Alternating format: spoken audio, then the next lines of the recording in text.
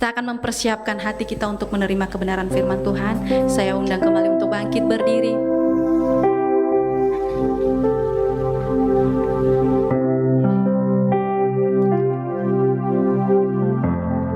Terima kasih Tuhan. Terima kasih Yesus. Biarlah Engkau mempersiapkan hati kami Tuhan.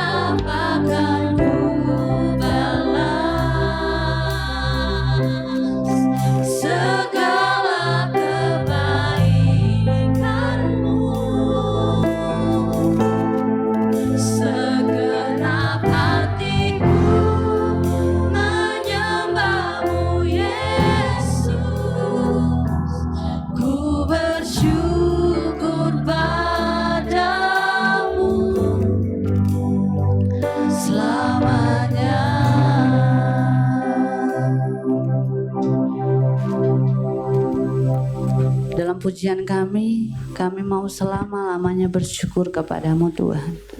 Bersyukur atas segala kebaikan Tuhan dalam kehidupan kami. Bersyukur kepada Engkau atas anugerah-Mu yang luar biasa dalam setiap kehidupan kami. Kami menyadari ya Tuhan, kami boleh ada sampai saat ini semua karena anugerah-Mu. Kami menyadari kami boleh ada sampai saat ini semua karena kasih-Mu dalam kehidupan kami. Kami hanya manusia yang penuh dengan kelemahan, keterbatasan, dosa, pelanggaran yang kami lakukan sadar maupun tidak sadar. Tapi kami percaya Tuhan yang telah menebus hidup kami. Ia telah memberikan pengampunan secara total dalam hidup kami.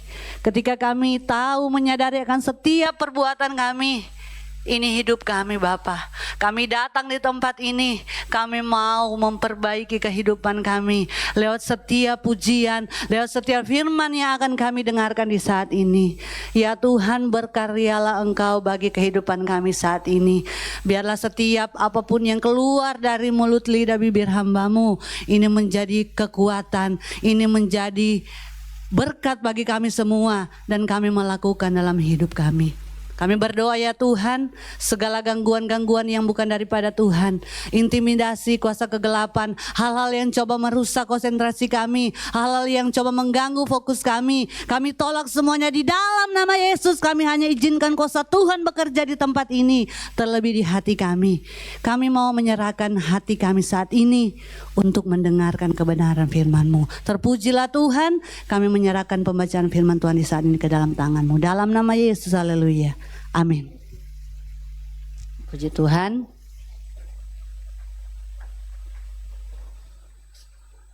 Salam sejahtera bagi kita semua. Shalom. Haleluya. Hari ini kita bersyukur buat kebaikan Tuhan, buat kasih dan anugerah Tuhan yang luar biasa dalam kehidupan kita semua. Di mana oleh anugerah Tuhan, kebaikan Tuhan, kita boleh terkumpul, ada hadir di tempat ini. Semua karena kasih dan anugerah Tuhan. Bukan secara kebetulan kita datang di tempat ini duduk beribadah, bukan hanya sekedar atas suka-suka, ayo saya mau ke gereja. Tapi saya percaya semua karena Roh Kudus yang menggerakkan kita untuk ada di tempat ini. Semua karena anugerah Tuhan yang luar biasa. Nah Bapak Ibu yang diberkati Tuhan, tema perenungan firman Tuhan kita di saat ini yaitu salib yang menyatakan kasih. Tema perenungan firman Tuhan kita di sepanjang bulan ini bicara tentang salib Kristus. Ya, kita semua tahu bagaimana kisah tentang penyaliban Yesus Kristus. Nah bicara tentang salib, orang Kristen selalu dikatakan identik dengan kata salib. Ketika bilang orang Kristen pasti ada dalam pikiran kita salib, ya. Bahkan di gereja-gereja pun, di rumah-rumah pasti ada salib kan seperti itu. Mungkin di gereja-gereja, kalau mungkin di sini tidak terlalu nampak salib-salib di atas bangunan gereja, tapi kalau di Manado hampir semua gereja-gereja di atas gerejanya itu menara gereja atau di atas genting gereja semua, hampir semua ada salib. Nah, bahkan sampai kadang-kadang pun di leher kita sering kita menggantungkan salib itu sendiri. Kita tidak terganggu, bahkan kita menghargai, kita kita sangat menghargai benar bagaimana salib itu, karena kita sudah tahu apa itu salib. Ketika Tuhan disalibkan, ketika Tuhan mati di kayu salib, itu jadi satu hal yang luar biasa. Bisa dikatakan harus kita hargai, harus kita hormati, seperti itu. Tapi ada satu hal yang kita perlu tahu Bapak Ibu yang diberkati Tuhan. Salib diciptakan sebagai alat hukum dan penyiksaan yang secara ekstrim. Ya, kalau kita melihat dalam yang saya baca, kalau bicara tentang hukum, ada 3 hal di sini kegunaan hukum, yaitu yang pertama pengekang yang mencegah terjadinya dosa, Yang kedua, cermin yang menunjukkan dosa seseorang. Dan yang ketiga, aturan yang membimbing seseorang agar seseorang hidup dengan saleh. Ini kegunaan daripada hukum itu sendiri. Sebagai pengekang, sebagai cermin, dan sebagai aturan. Nah, salib terutama berfungsi sebagai pengekang, yaitu supaya agar setiap orang-orang pada waktu itu tidak melakukan pelanggaran lagi. Pemerintah pada waktu itu, Provinsi Kekaisaran Romawi, mereka tidak menyalibkan penjahat untuk mendapatkan belas kasih bagi orang-orang, tidak. Tetapi mereka memberikan hukuman salib kepada orang-orang bisa dikatakan penjahat, pokoknya yang membuat kejahatan, hukumannya yaitu salib. Sebagai tujuan untuk mengekang agar supaya mencegah terjadinya dosa seperti yang saya katakan tadi. Mereka disalib bukan supaya dikasihani, tidak seperti itu. Orang-orang pada pemimpin Romawi mereka menciptakan salib ini agar supaya setiap orang yang melihat orang yang disalibkan merasa tidak mau, merasa wah ini hukuman dari berbuat dosa ini luar biasa kejam. Mereka menyalibkan para penjahat yang melanggar hukum, mereka diikat, dipaku tangan kiri dan kanan, kemudian salib itu diangkat tinggi-tinggi agar supaya orang-orang melihat ini orang-orang yang berbuat dosa, ini orang-orang yang melakukan kejahatan, ini pendosa ini, sehingga orang-orang tidak mau, benci dengan orang-orang yang seperti itu. Penyaliban adalah cara kematian yang paling mengerikan, penyiksaan yang terus-menerus berjam-jam bahkan berhari-hari. Itu salib diciptakan. Karena alasan inilah salib dibenci, salib ditakuti orang-orang pada waktu itu. Salib berfungsi sebagai pengekang kejahatan. Ketika kita melihat, kita mengetahui Yesus disalib, satu-satunya dosa, kejahatan Yesus yang tertulis, apa yang Yesus lakukan? Ketika disalibkan, dosanya ditulis di atas. Bapak Ibu tahu apa yang tertulis di atas kayu salib? Inilah raja orang Yahudi. Dia bukan mengakui orang-orang karena apa yang dia buat sehingga orang-orang mengatakan bahwa dia raja orang Yahudi. Hanya pengakuan dari orang-orang itu yang membuat Tuhan Yesus disalib oleh pemerintah Romawi pada waktu itu. Raja orang Yahudi, mereka menganggap bahwa tidak mungkin raja mereka orang yang seperti ini, tidak berasal dari orang-orang yang terhormat lain sebagainya, sehingga mereka merasa terhina. Jadi Tuhan Yesus disalib bukan karena dia pendosa lain sebagainya, tetapi karena orang-orang mengakui dia sebagai raja. Tidak seorang pun pergi atau tidak seorang pun mau disalibkan secara sukarela. Tidak mau, bahkan orang-orang pada waktu itu membenci, tidak mau melihat orang-orang yang disalib. Karena salib adalah simbol penindasan, perbudakan, dan kekejaman pada waktu itu. Lalu bagaimana mungkin salib bisa menyatakan kasih? Ya, seperti tema perenungan kita saat ini, salib yang menyatakan kasih. Bagaimana mungkin salib itu bisa menyatakan kasih? Apa buktinya? Kenapa salib itu bisa menyatakan kasih? Kasih yang seperti apa yang dinyatakan lewat salib Kristus? Mari kita akan merenungkan firman Tuhan. Kembali saya undang kita semua bangkit berdiri. Kita akan membuka satu kebenaran firman Tuhan dalam Injil Yohanes pasal yang ke-10 ayat yang ke-7 hingga ayat yang ke-15. Kita akan membaca secara bergantian. Saya membaca ayat yang ke-7, Bapak Ibu Saudara yang diberkati Tuhan ayat ke-8, seterusnya hingga ayat yang ke-15. Firman Tuhan ayat yang ke-7. Maka kata Yesus sekali lagi, aku berkata kepadamu, sesungguhnya akulah pintu ke domba-domba itu.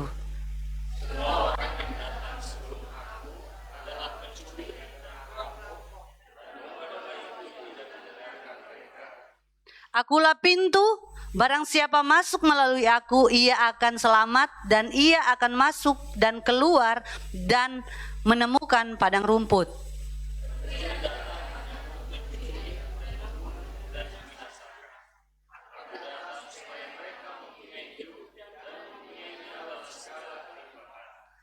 Akulah gembala yang baik memberikan nyawanya bagi domba-dombanya.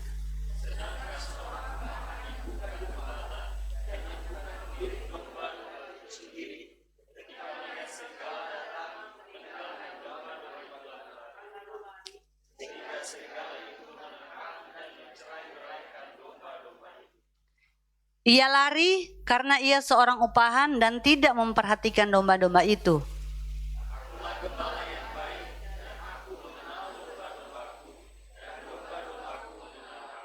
Sama seperti Bapa mengenal aku dan aku mengenal Bapa, dan aku memberikan nyawaku bagi domba-dombaku.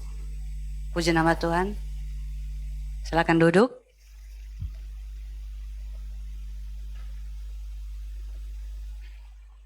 Salib yang menyatakan kasih.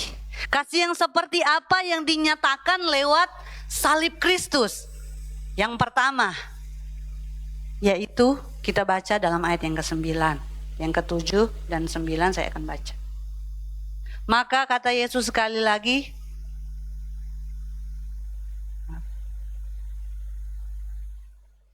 aku berkata kepadamu, sesungguhnya akulah pintu ke domba-domba itu. Dan ayat yang ke-9 dikatakan, akulah pintu, barang siapa masuk melalui aku, ia akan selamat.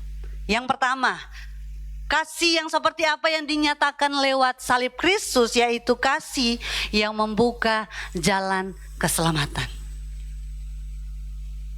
Kasih yang membuka jalan keselamatan bagi kita. Salib menjadi jalan keselamatan bagi kita. Yesus berkata, akulah pintu, barang siapa masuk melalui aku, ia akan selamat. Jalan keselamatan itu melalui pintu itu sendiri. Dan Yesus katakan dia adalah pintu. Dan siapa yang masuk dia akan selamat. Pintu dalam bahasa asli memiliki pengertian tentang akses khusus, akses eksklusif. Akulah pintu di sini menunjukkan bahwa bukan salah satu pintu, tetapi satu-satunya jalan, ya. Nah, untuk mendapatkan gambaran yang lebih jelas dan memahami tentang maksud Yesus dalam pernyataan ini, dalam perumpamaan ini, saya akan menjelaskan sedikit tentang budaya kuno, di mana khususnya tentang domba dan pengembalaan. Nah, domba, Bapak Ibu yang diberkati Tuhan, sebuah hewan, ya kita tahu bersama. Dari semua hewan-hewan dikatakan bahwa domba ini bisa dikatakan adalah hewan yang paling tidak berdaya. Kenapa dikatakan tidak berdaya? Karena mereka menghabiskan sepanjang hidupnya cuman untuk memakan rumput. Mereka hanya mengembara dari satu tempat ke tempat yang lain. Mereka bahkan bisa survei membuktikan sudah tidak lagi menghadap ke atas, cuman hanya menghadap ke bawah. Sehingga itu yang membuat mereka sering tersesat. Domba juga tidak memiliki naluri mencari rumah. Kalau hewan-hewan tidak seperti hewan yang lain. Kalau hewan yang lain kan ketika mungkin udah kesana kemari tahu di mana di mana tempat tinggal mereka. Mereka untuk pulang mereka tahu. Tetapi domba tidak seperti itu, sehingga karena mereka tidak memiliki naluri untuk kembali, mereka hanya kayak ngekor-ngekor gitu, di mana ada domba yang pergi ikut saja, ke sana ke kiri ke kanan ikut saja, sehingga kalaupun nanti domba yang memimpin mereka masuk ke jurang, semuanya mereka akan masuk ke jurang. Domba sangat bergantung kepada yang menuntun mereka, yaitu gembala. Ya, gembala adalah penyedia, pemandu, pelindung, dan teman setia bagi domba-domba. Siang mereka merumput yang seperti yang saya katakan tadi, mereka makan, dan ketika malam hari para gembala mereka itu membawa mereka ke tempat yang teduh. Gembala akan membimbing, menggiring mereka untuk pergi ke tempat mereka bisa dikatakan untuk beristirahat lah, seperti itu. Menggiring domba kembali ke kandang. Nah, kandang mereka tidak hanya lebih dari sebuah batu yang ditumpuk-tumpuk ya. Mungkin kita sudah tahu bersama kan seperti apa kandang domanya, batu yang ditumpuk-tumpuk bisa dikatakan berupa lingkaran seperti itu. Dan tidak ada pintu, hanya berupa semacam celah kecil ya, mungkin kayak lubang gitulah. Untuk disitulah domba-domba itu masuk. Sambil menutup celah yang ada di kandang itu, gembalalah yang berdiri untuk menutupi lubang atau celah yang ada di kandang, sehingga domba-domba itu tidak bisa keluar dan serigala atau binatang-binatang buas yang ada di luar tidak bisa masuk ke kandang itu. Jadi dengan secara harafiah, gembala itu menjadi pintu bagi domba-domba. Mereka tidak bisa keluar, yang dalam tidak bisa keluar, yang dari luar tidak bisa masuk. Dalam kamus gambaran Alkitab, pintu secara literal dikatakan mencegah agar orang-orang yang berada di luar tidak bisa mendengar, tidak bisa masuk, tidak bisa melihat. Begitu juga sebaliknya. Yang kedua, pintu juga seperti tirai yang ada di dalam bait suci yang memisahkan orang-orang yang tidak berwenang dengan orang-orang yang dikhususkan di tempat-tempat tertentu yang berada di dalam bait Allah. Demikian juga pintu-pintu dalam kehidupan kita yang memisahkan. Oh, seperti ini dia, seperti ini. Yang ketiga, pintu sebagai jalan masuk rohani. Dalam Yohanes 10 ayat 9 dikatakan Tuhan Yesus merujuk kepada dirinya sebagai pintu itu sendiri. Dalam konteks ini pintu bagi domba-domba dengan demikian sebagai pintu gerbang atau jalan masuk kepada keselamatan itu sendiri. Akulah pintu, barang siapa masuk ia akan selamat. Ini membuktikan bahwa Yesus atau kasih Yesus itu, dia rela berkorban untuk domba-dombanya sehingga domba-domba itu selamat. Ya. Ketika salib yang menyatakan kasih yang seperti apa, kasih yang membuka jalan keselamatan, menjadi pintu keselamatan bagi setiap orang, ini membuktikan bahwa kasih, kuasa salib Kristus atas kasih yang luar biasa dalam kehidupan kita memberikan jalan keselamatan bagi kita. Ini bukti kasih Allah. Dia rela berkorban untuk domba-dombanya, untuk kita, agar supaya kita diselamatkan. Ya. Bukan salah satu pintu, bukan beberapa pintu, tapi hanya satu pintu. Dia katakan akulah pintu. Berarti cuman Yesus jalan satu-satunya. Dia menunjukkan identitasnya sebagai Allah, bahwa dia adalah sang pintu itu sendiri. Dia adalah sebuah pintu, sebuah jalan untuk keselamatan itu sendiri. Salib yaitu pintu. Ketika Tuhan mengorbankan dirinya untuk kita, itulah jalan untuk kita menikmati keselamatan yang daripada Tuhan. Yohanes 3 ayat yang 16, kita tahu bersama ayat ini. Tidak ada jalan lain. Meskipun hanya ada satu pintu, pintu hanya satu, dikatakan akulah pintu, hanya Tuhanlah satu-satunya pintu. Tapi ini pintu ini terbuka untuk semua orang. Siapa saja diundang untuk masuk ke dalam pintu itu. Siapa saja, siapapun bisa, tidak terkecuali. Bukan karena tidak peduli siapa dia, seberapa besar apa yang dia lakukan, perbuatannya, siapapun itu, Tuhan katakan bisa masuk ke dalam pintu itu, diundang untuk masuk ke dalam pintu itu. Namun kita bisa lihat pesan di sini, tersedia, pintu ini tersedia bagi orang-orang yang datang dengan percaya, ya. Datang dengan percaya kepada Tuhan. Ketika hanya masuk menerima keselamatan, saya menerima, tetapi tidak percaya akan kuasa Tuhan, tidak percaya akan keselamatan itu sendiri, semuanya sia-sia. Tidak ada lembaga atau gereja yang bisa menyelamatkan kita. Tidak ada usaha manusia yang membuat kita selamat, bebas dari hukuman dosa. Tidak ada kebaikan-kebaikan yang sangat luar biasa cukup untuk membuat kita selamat. Tidak demikian. Hanya melalui Yesus dan melalui salib kita diselamatkan. Bukan banyak pintu, tapi hanya satu, yaitu Dia. Yesus itu sendiri. Yesus menjadi pintu melalui kematiannya, dan salib menjadi akses menuju keselamatan itu sendiri.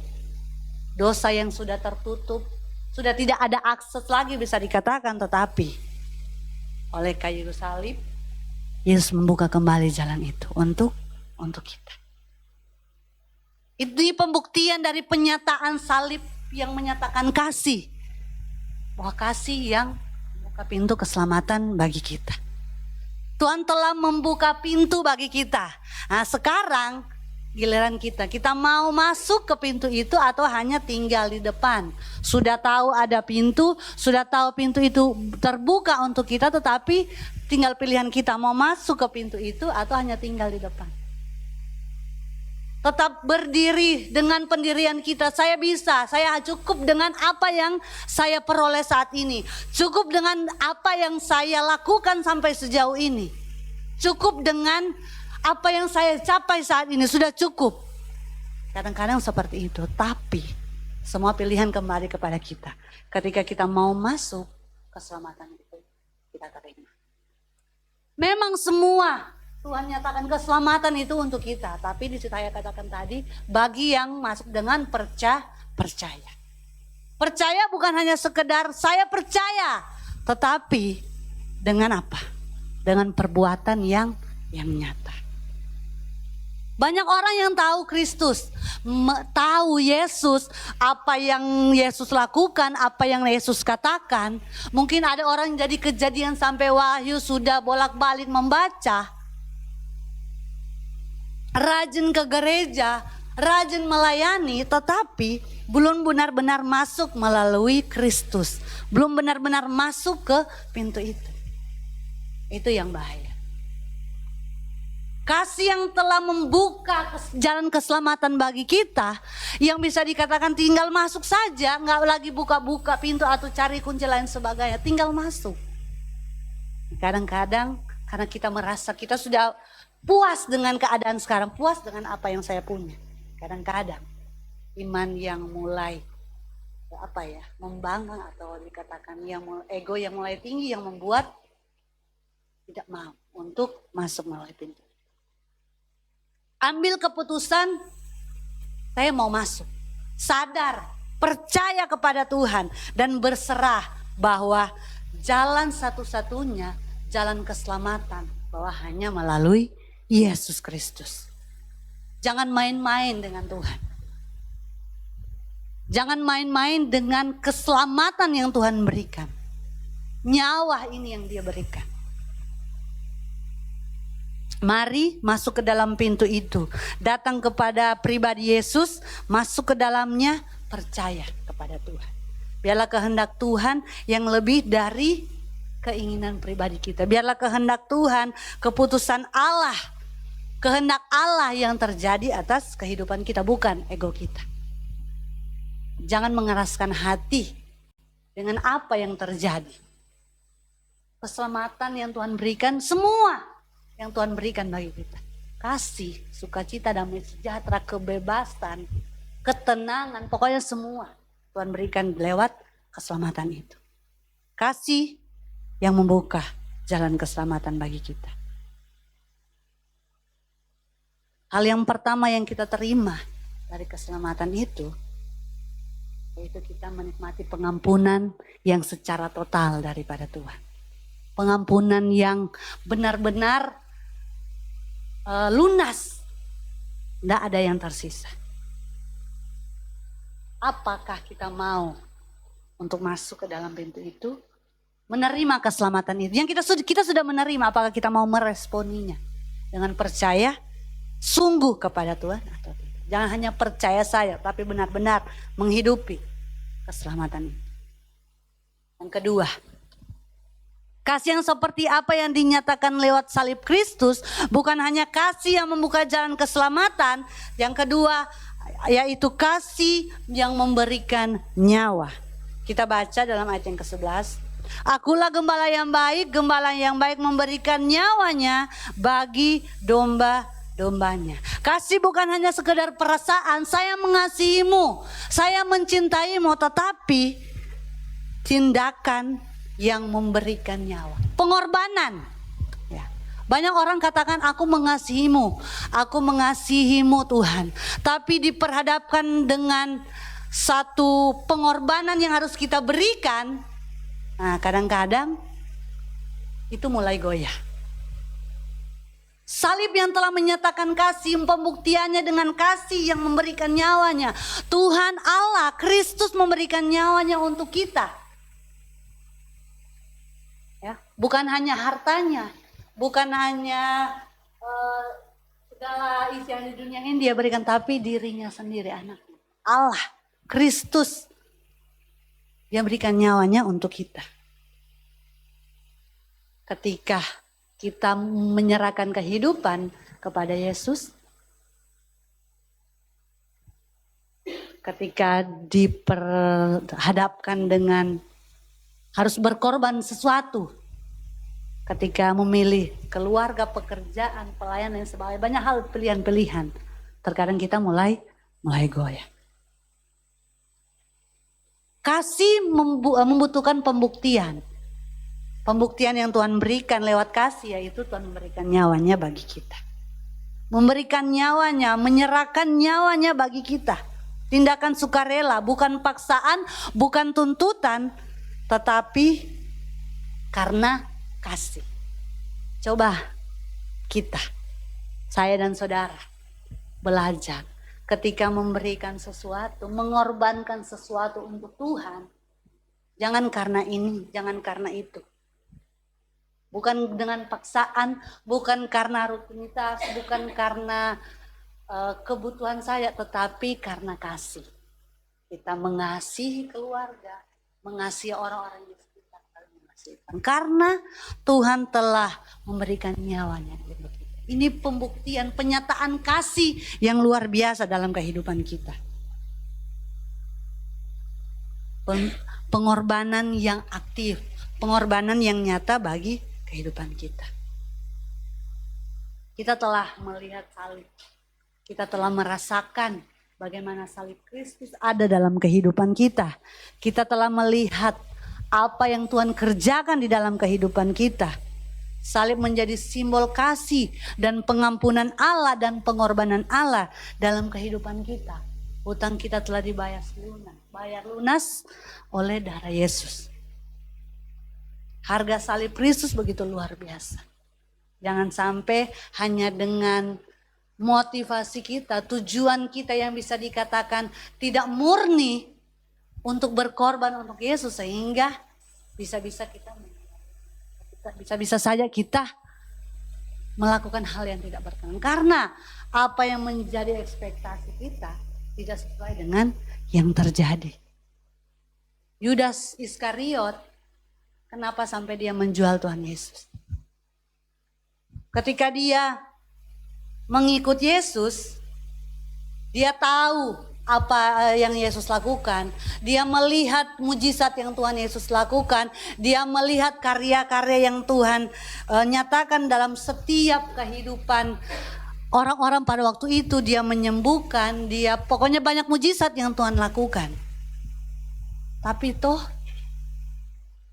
Yudas tetap jual Yesus. Kenapa?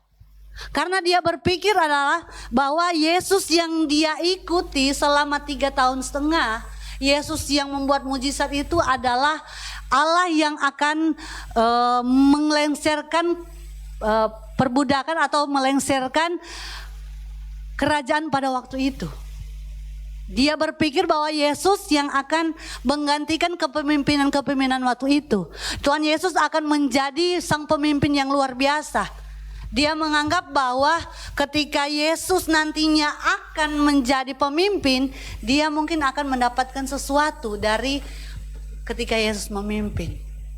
Dia mengharapkan sesuatu, ada hal yang terselubung dari ketika dia mengikut Tuhan Yesus. Ketika hal yang tidak sesuai terjadi, Yesus yang dia pikir akan memimpin pada waktu itu hanya disalib, dihina. Tidak sesuai yang dia pikirkan. Akhirnya dia menjual Yesus. Tidak menutup kemungkinan kita ketika kita mulai lemah, kita tidak meresponi, tidak menghargai benar tentang kasih yang Tuhan berikan bagi kita dengan mengorbankan nyawanya. Bisa-bisa saja kita bukan menjual Tuhan, tapi kita meninggalkan Tuhan. Kecewa dengan apa yang terjadi dalam kehidupan kita.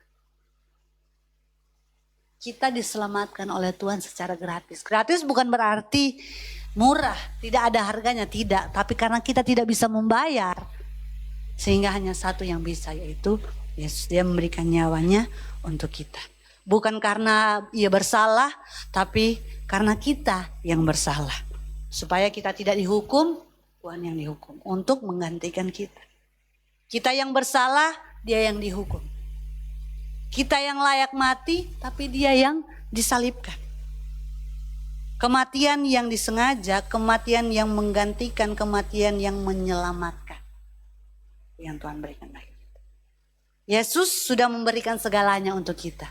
Sekarang giliran kita, apa yang kita memberikan untuk Tuhan? Semua kembali kepada diri kita sendiri.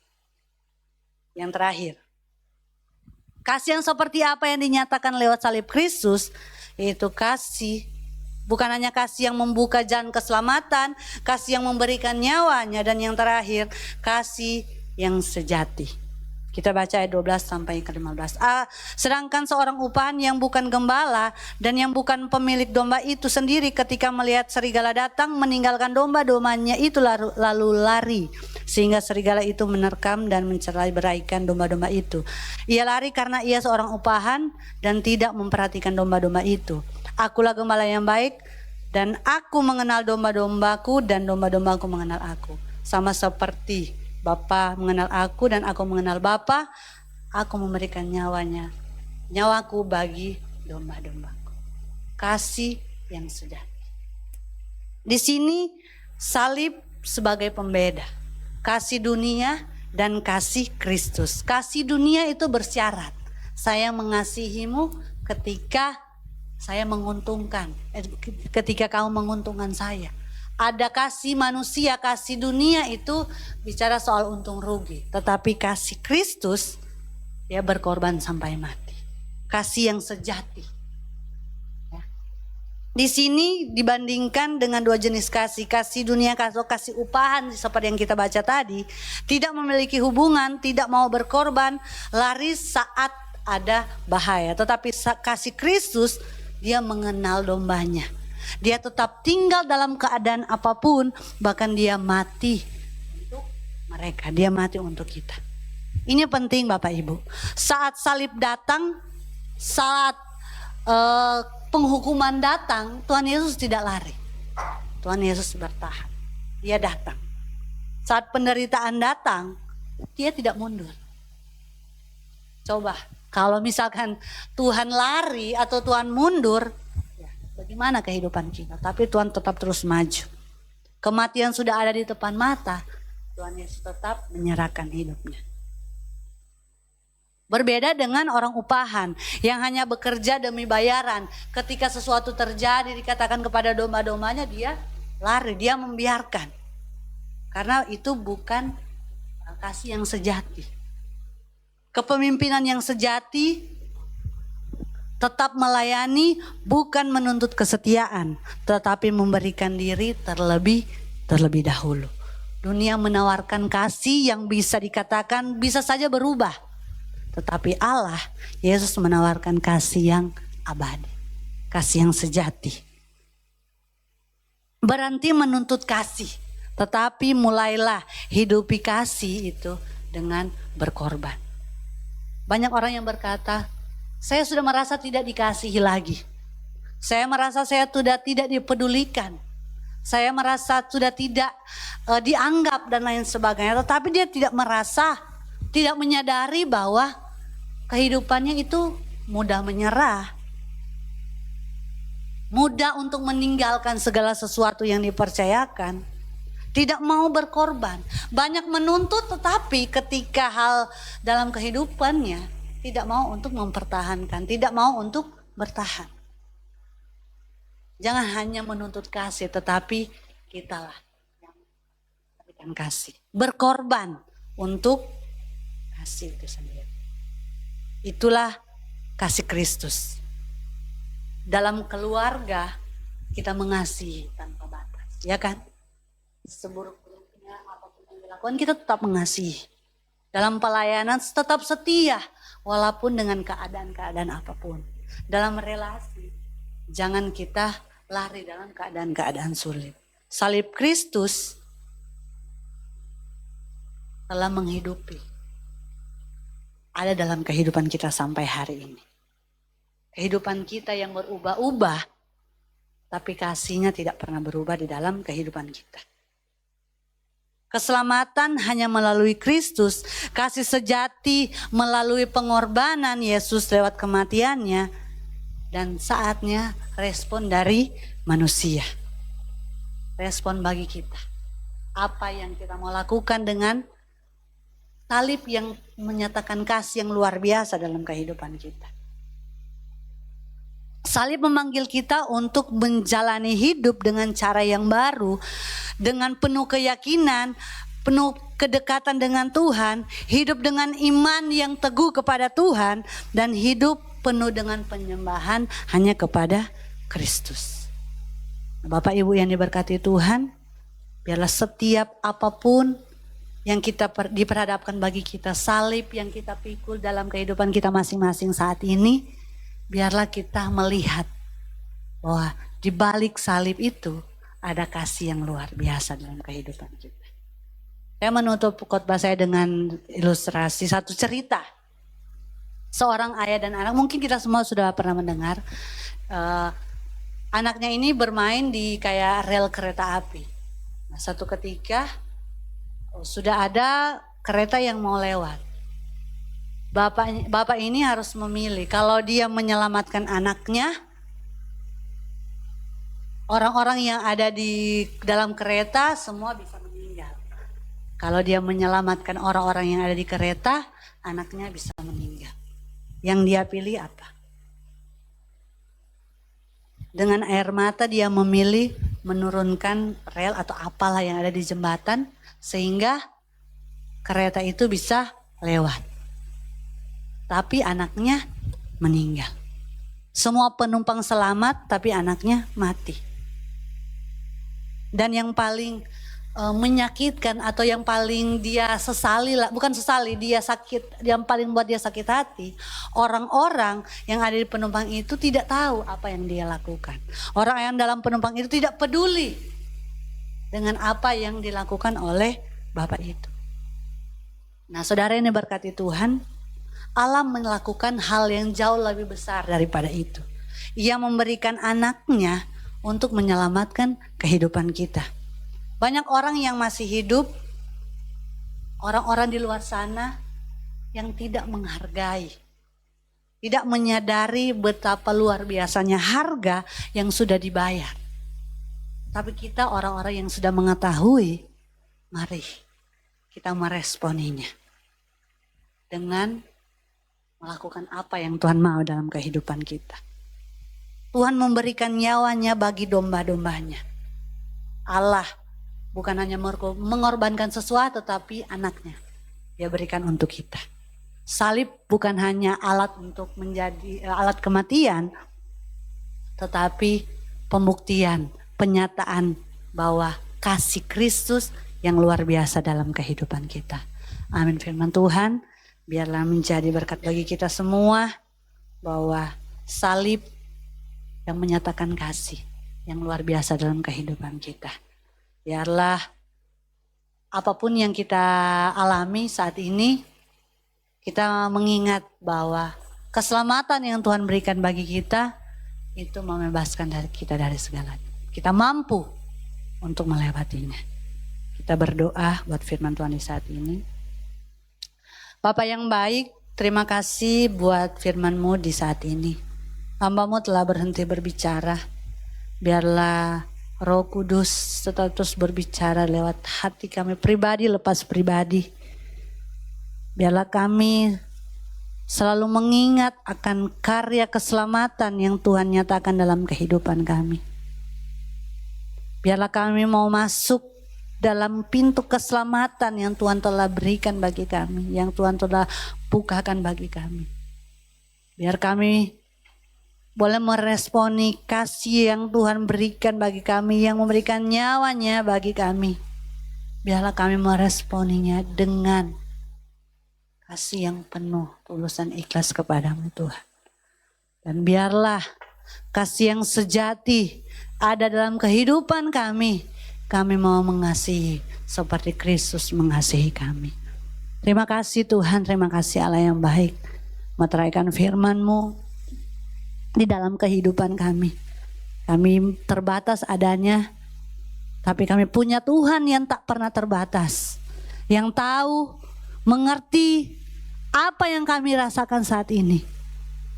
Kami butuh Engkau ya Tuhan. Kami butuh uluran tangan kasih-Mu dalam kehidupan kami. Kami butuh Engkau dalam hidup kami. Biarlah kami semakin hari semakin melakukan apa yang Engkau kehendaki dalam hidup kami. Kami tetap percaya penuh kepada Tuhan. Keadaan apapun yang kami hadapkan saat ini, baik dalam pergumulan keluarga, baik dalam pergumulan keuangan, baik dalam pergumulan kesehatan, baik pergumulan dalam rumah tangga, apapun yang kami perhadapkan saat ini, kami hanya percaya akan kasih Tuhan, belas kasihan Tuhan, karya Tuhan dalam kehidupan kami, waktu terbaik Tuhan atas hidup kami. Terima kasih Bapa yang baik, terima kasih Tuhan. Berdoa bagi setiap kami yang hadir, biarlah kami boleh dikuatkan, diberkati lewat firman Tuhan di saat ini. Berkati GGP Pasar Baru, biarlah gereja ini tetap terus menjadi gereja berkat bagi orang-orang yang ada di tempat ini. Setiap para pelayan Tuhan, pengerja yang ada, majelis, bahkan jemaat-jemaat Tuhan, orang-orang yang datang beribadah simpatisan, biarlah kami semua tetap satu di dalam Tuhan, sama-sama membangun iman percaya kami, sama-sama bertumbuh di dalam Tuhan lewat gereja ini. Kami percaya gereja ini milik Tuhan, sampai hari ini Tuhan tetap pelihara. Kami yakin bahwa seterusnya Tuhan akan tetap terus memberkati gereja ini untuk menjadi saluran berkat bagi setiap orang yang datang di tempat ini.